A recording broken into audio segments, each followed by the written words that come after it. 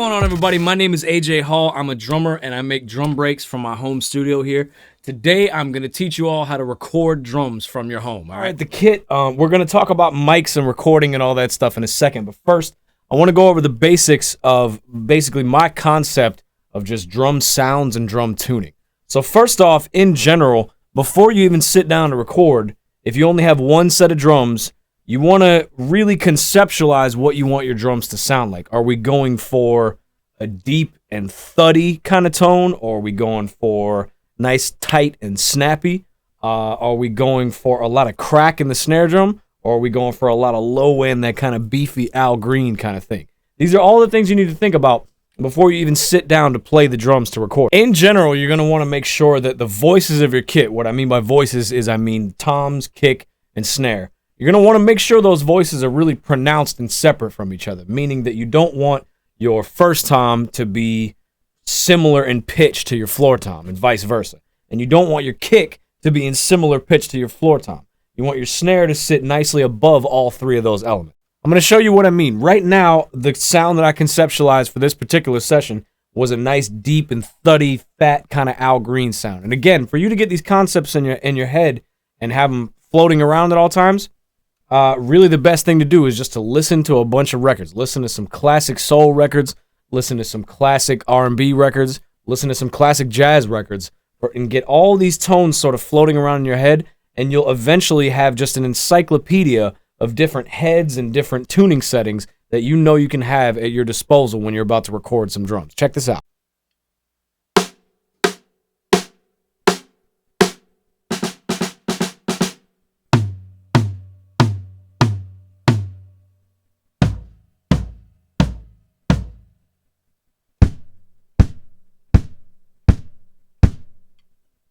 That's what I mean by separate voices. You see what I'm saying? So in general, your head choices, you're going to want to go with coated emperors, all right? Coated emperors is what I have on the toms and the snare.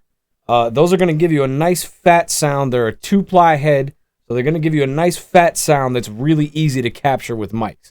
And in general, if you're a gigging drummer, you're going to want to go with drums that you've gigged on before, or if you've recorded in the studio before and you've brought your own drums, use that kit. Because 9 times out of 10, your touch and your hands, your playing, and just the way that you know the drums sound, you're going to be able to draw the sound out of the drums even better than just a brand new set of drums that you've never played before. Use your own stuff.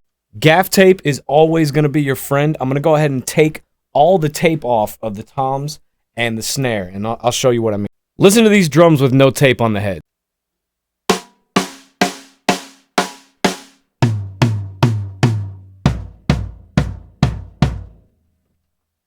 Pretty ugly, right? Now check this out. Now with the tape back on,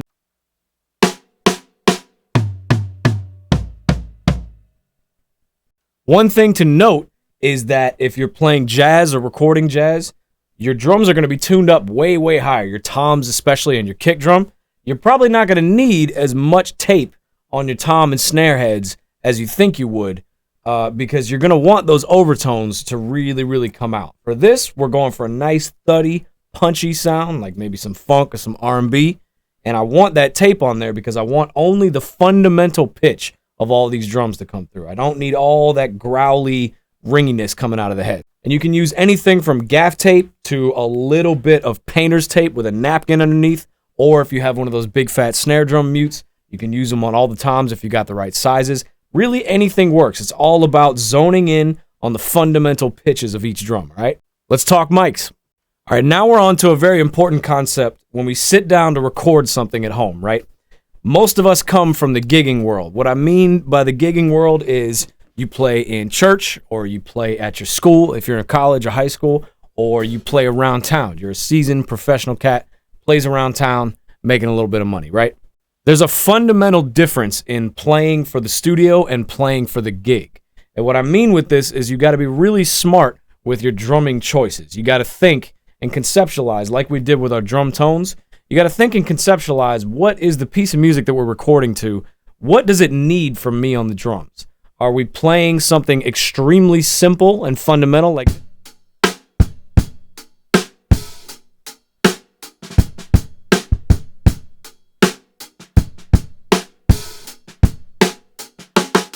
does the piece of music require something crazy like this?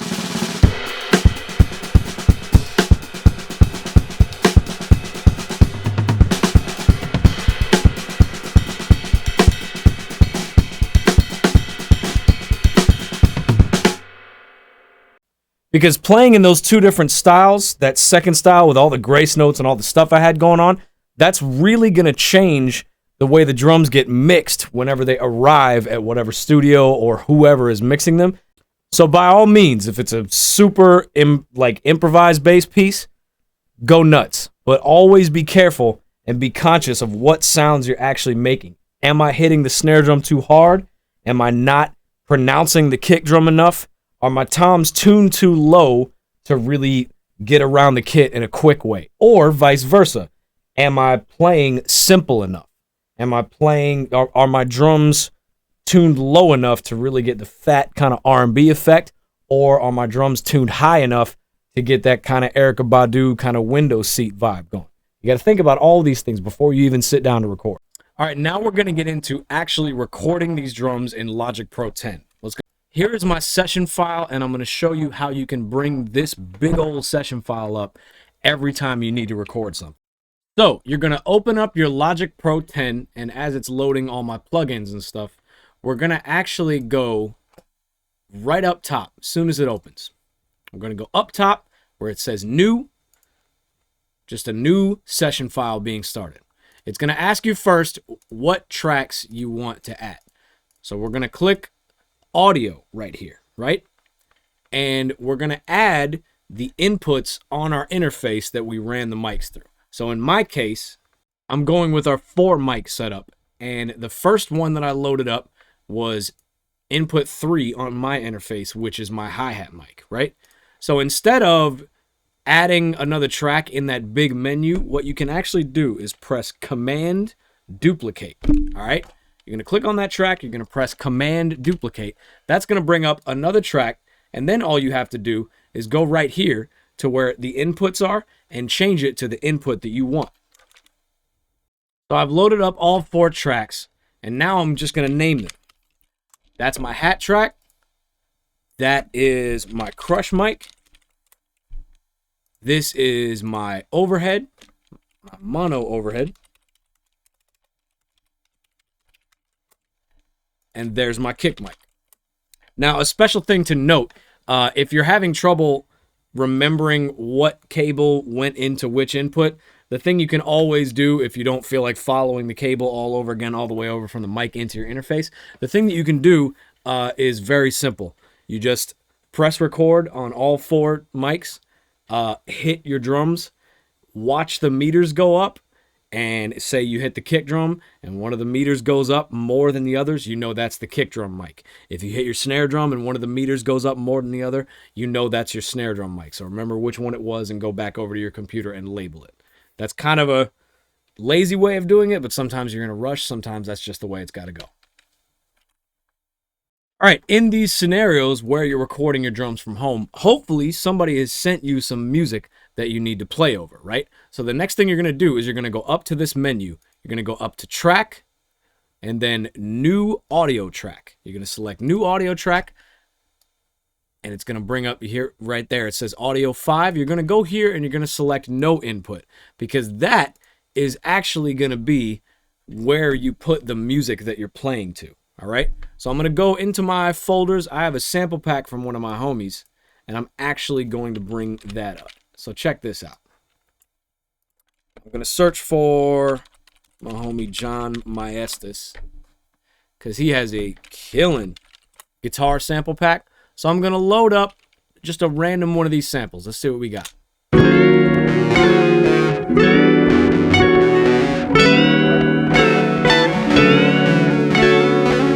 That's perfect. Okay, that's actually really dope. So what we're gonna do, we're gonna find that in our Finder, and we're just gonna drag and drop that right into the session right here.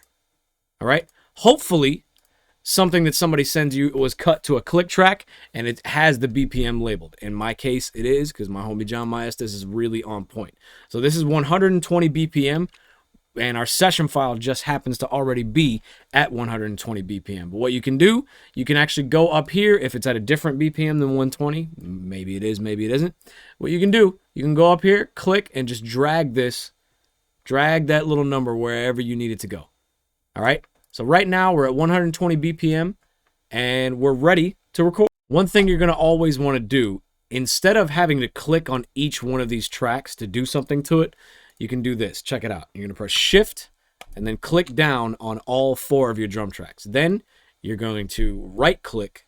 It's going to bring up all these options right here. You're going to go down to Create Track Stack. All right. And then you click on Summing Stack and you go to Create. So now you have a little drop down menu with all of our mics. You can see right there. So now whenever we want to record all 4 mics, we don't have to sit here and press the little R button individually on all these mic channels. We can just hit the record button on the little summing stack right there. You can turn it on and off. And if your session gets too crowded with a bunch of tracks, you can just drop this down and hide them all right there. And it goes right back up when you click on that little arrow. All right, let's record something. Let's go. Now, you don't need to listen to the drums while you're recording them. You don't need to do that. If your computer or your interface has enough power to let you do that, by all means. Mine definitely does, but it's a really expensive, high-powered computer. So I'm going to show you ways that you can still get what you need to get done without needing a whole bunch of computing. If in the event you can't listen to the drum mics while you're recording them, all the tracks are armed right here. Armed means ready to record. If in the event you can't do that, it's perfectly fine, right? All you need to do is mute those tracks. So you're going to press M for mute on all these tracks. It doesn't mean the recording is going to get muted. It just means the audio in your headphones is going to get muted. All you need to do is turn on the click track, and while you're recording, you'll only be hearing the song that you're recording to and the click track like this. Check it out.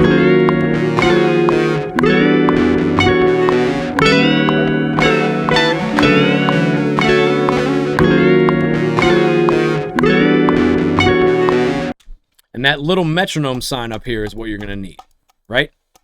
All right, here we go. So before we record, we're going to want to save this session, all right? So you go to Command S. I don't like using the drop-down menu if I don't really have to. You're going to go to Command S. That's going to bring up the save template, right? So we're going to save this as AJ Hall Drum Recording Song 1, all right? So that's now saved. Now what you can do, if you really want to be efficient in the future, is I'm going to delete this audio that we have up here, the song that we're actually playing to, and I'm not going to save it. I'm going to go up here to File. You go down to Save as Template. Now this is where the real sauce is. You go to Save as Template, and now you can save this entire session file with all your mic inputs, with your group of the mic inputs, so you can just press the R for record one time. You have a clean track for the audio or the music that you're going to be playing along to. You have it all set up. You'll never have to do this again because I'm going to save this as AJ Hall Recording Song 1 as a template, not as the song, right? So I'm going to save that, and I'm going to quit Logic Pro, all right? So Logic Pro is gone. I'm going to start up Logic Pro again as if I just came back another day and I need to record again, all right? So I'm going to open up Logic Pro. Watch this. As it's loading up, check this out. Now, instead of going up to the File, New, to start a new session file, you go one more down and you go New from Template. Now, we have AJ Hall Drum Recording Song 1 saved as a template. And look at this. As soon as we bring that up, look, there's all of our mics ready to go. You can start recording in 30 seconds or less. One thing we're going to note about recording, like I said, most of you guys are probably not going to have the actual computing power to be able to hear these mics while you're recording them. But if you want to go for it, here's how you go for it. We're going to go to our Logic Pro. We're going to go up to the main menu. We're going to go to Preferences, and then we're going to go to Advanced Tools. All right? So over in Advanced, all you have to do is click Show Advanced Tools. And now you notice we got a couple little more icons up here in our transport, right? So this little clock that looks like a speed dash, right? It looks like a dashboard on a car. This little clock right here, when you click that, it's going to engage what's called low latency mode. That's going to get you probably the closest that you can to being able to hear your drums while you record them, all right? And if you need to go even lower on your bandwidth, here's how you do that. You go to Logic Pro, Preferences, Audio. You go to I/O buffer size right here. I have mine down at 128 because my computer can handle going all the way down to 128. When you start adding plugins and mixing, you're going to want to go up to 1024, right? If you need to take it all the way down to 64 or 32 buffer size, you can. But if you start hearing your computer cracking up while you're trying to record, then you need to bring it up as high as you can to where you can still hear the drums in real time, all right? That's what's called latency. A couple of key commands in Logic you're going to need to know about. The space bar is your friend because that is the play button, essentially, right? As soon as you're in Logic, space bar.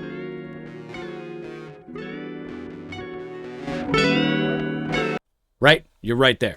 Another thing that's your friend is the enter button, because enter always brings you back to the start of the song. It doesn't matter if I'm over here. Enter is going to bring you.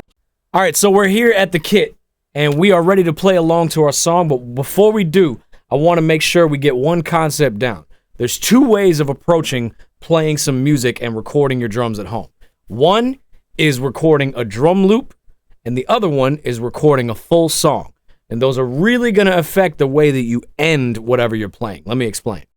If your aim is to record your drums and get some dope drum loops, then you're going to have to play the end of your loop like this.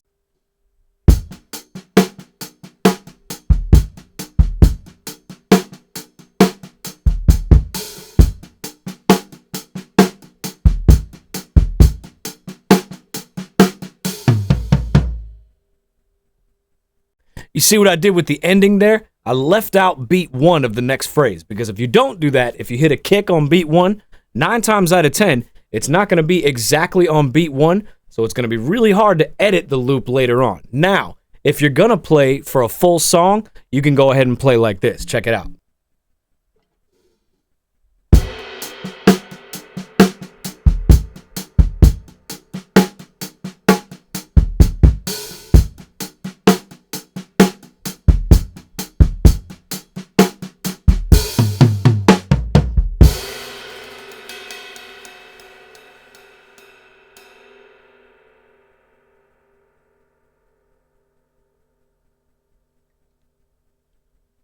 See what I mean? You can leave all that cymbal roll and all that wash at the end because you're not actually making a loop. You're going to be playing to a full song. Just got to make that distinction. All right, let's record. Let's go.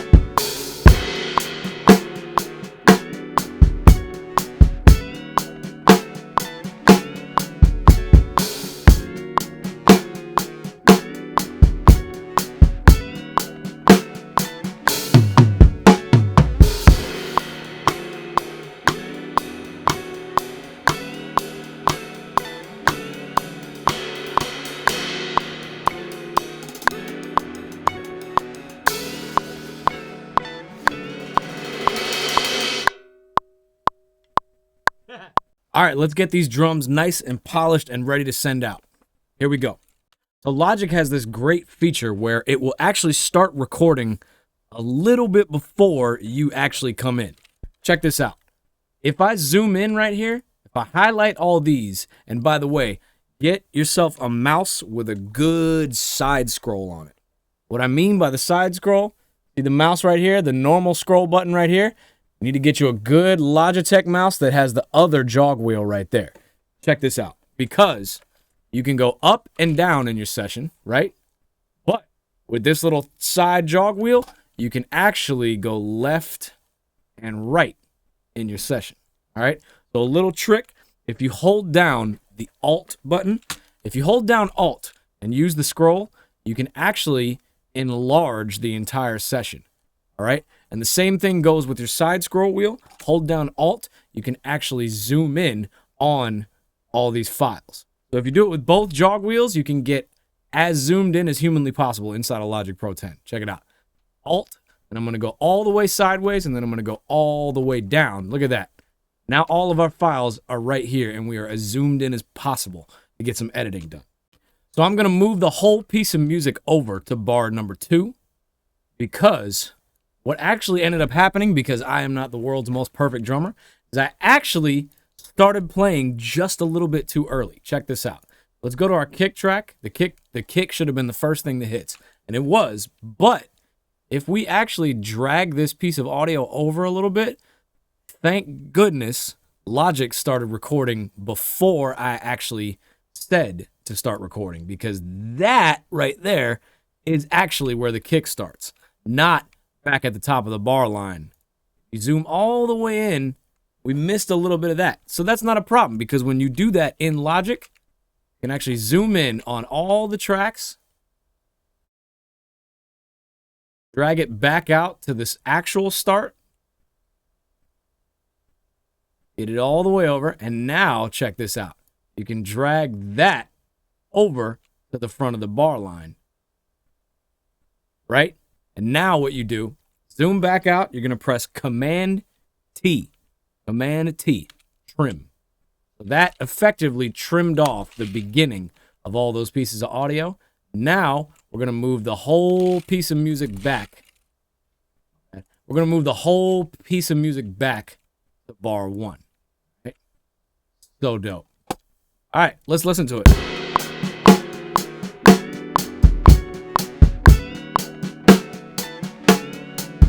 Real quick, another dope key command. K is for click. See how that little metronome thing up here is going on and off when I press this? K is for click. Don't ask me why. Just click on and off. K, right? Let's listen to it again. Enter button, back to the start. Space bar to start playing.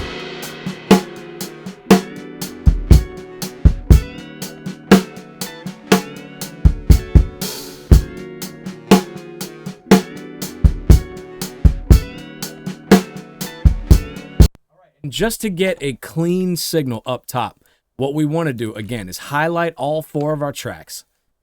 We go up here. When we have them all selected, you see how up here it says region 4 selected. That 4 tracks, 4 pieces of audio selected. We're going to drop down this little menu right here. We're going to go to more, and then we're going to set little tiny fades, just a little bit. So we're going to go fade in 1, curve at -99. So if we zoom all the way in with our side scroll holding down Alt, we zoom all the way in, you see that pretty little fade right there? That's actually going to keep the audio from digitally clipping when we add this to another session or when somebody mixes it. It's very important before you send these out. All right? So now what we're going to do, we're going to make sure all these are edited the right way and named the right way. So you see how the name of the hi-hat track says hat 2, but it has hat like number sign 12.2 and all of that. It's kind of difficult when you send somebody files for them to really get organized with their stuff unless their files are named properly. There's another key command in Logic that's really dope. You go to Shift N. Now look at that. You can enter the title of these actual pieces of audio if you want. So I'm just going to say all caps hi-hat mic take 1, right? All right, so as you can see, I hit Shift N and I effectively named each one of these files. We got hi-hat mic take 1, crush mic take 1, kick mic take 1, mono overhead mic, you guessed it, take 1.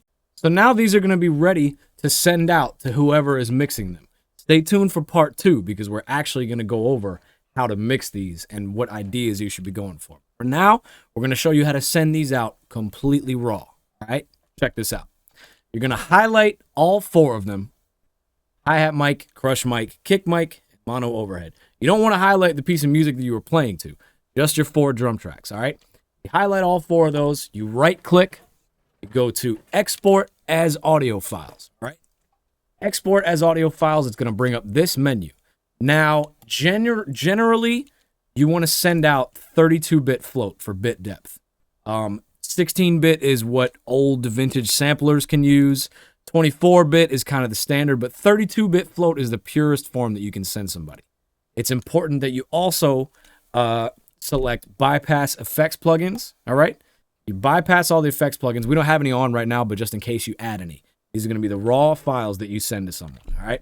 Bypass effects plugins, nothing else needs to be on. Normalize should be on overload protection only, because if you turn normalize on, it's going to turn all 4 of these tracks up as loud as they can go without distorting.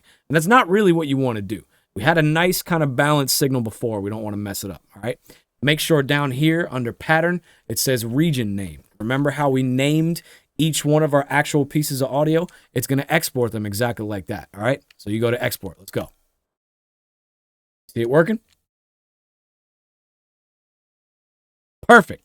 All right, now let's say you wanted to send somebody just the drums by themselves instead of the each individual tracks. You can also do that, but you got to mute off your piece of music right here, and you need to go up here and make a loop. You're not going to loop this piece of audio, but you need to go up here and make a loop. The end of our audio here with that nice little cymbal roll that I did and the cymbal choke, check it out. So we actually need to go in and chop that off for maximum effect because we want it to cut off with the music. This.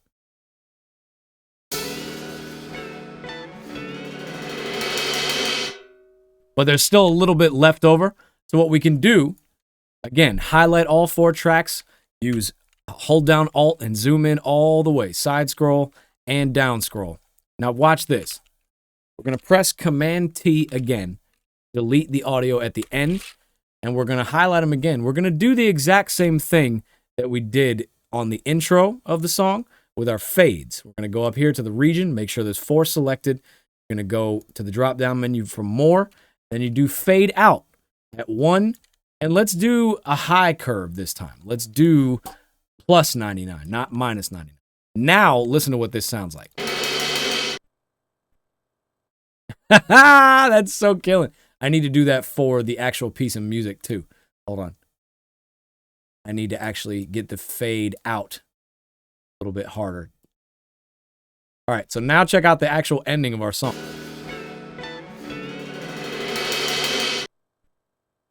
Clean, right? So if you want to send somebody just your drums on one track, not the individual stems or the raw files, you make a loop up here and you end it after you stop playing. Now you need to mute the piece of music so only the drums are playing now. Maybe a little bit more of the overhead mic before we send it out as one track. Yeah, I like that. I like that. Let's bring up the overhead mic. Beautiful. That sounds nice. So we're going to send this out. You're going to go to Command B. Command B. Hold those 2 down and press them. That's going to take you to the bounce section. You're going to actually bounce it. You can do it offline under mode in here. You don't need to do it real time because we're not running any outboard effects from Logic. So you can do off time, and you want to send this one at a 24-bit wave. So make sure PCM is checked, 24-bit wave. Just in case you want to send somebody via text, maybe, you can check MP3, all right, as well. So you're going to do PCM and MP3 just in case we want to send this to somebody. This, you're going to do overload protection only, because once again, if we click normalize on, it's going to make everything as loud as it can possibly go, and that's not really a good thing. All right, so export that. Album recording, song 1, bounce. Now, look at this. Our finished product is right over here. If we go to our Logic folder, and then we go to our session file, AJ Hall drum recording song 1, look at this. You go into bounces. Now look at that. Here's the MP3 of our drums. Here's the wave file, the more HD file of our drums. And here is all of our individual mics. Sorry.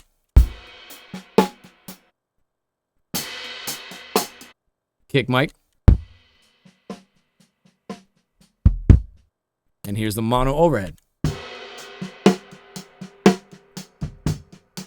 Beautiful. So now you go to either Gmail or WeTransfer or Hightail or, you know, any other email service or transfer service or Dropbox, or there's a million different file sharing services that you can send people these files with. Now you just go to that, wherever you want to send them, you highlight all of them like that, shift and then click, and then you drag them into whatever program you're using to send off. All right, ladies and gentlemen, that's it for me on this segment. Stay tuned for part 2, where I'm actually going to show you a couple of ideas that I have in mixing these drums, all right?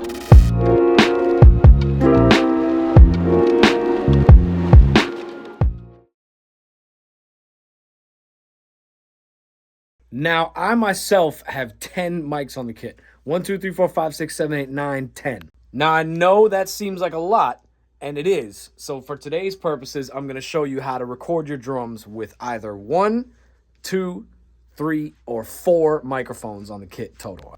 So if you've only got one input on your interface, or you only have one microphone, this position right here is going to be your best friend, all right? We call this the center kit mic, or the crush mic, all right?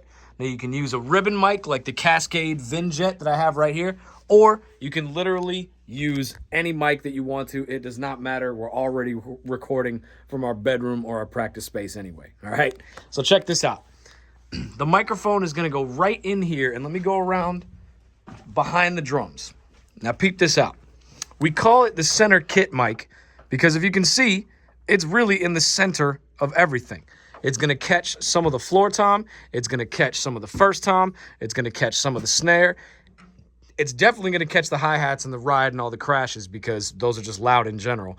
And the best part, if you put it right here, it's going to absorb some of that low end being kicked up by the kick.